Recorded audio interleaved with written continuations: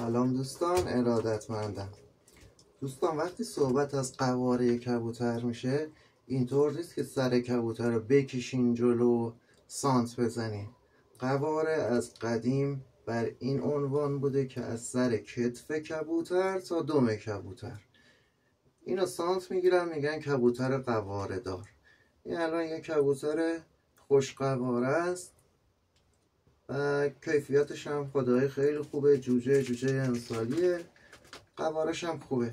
قواره اینطور نیست که بگی گردن کبوتر رو بگیری بکشی جلو باید از نوک بگیری تا ته دم. اینطور نیست، از سر کتف کبوتر میگیرن تا دم. اینو میگن کبوتر قواره دار.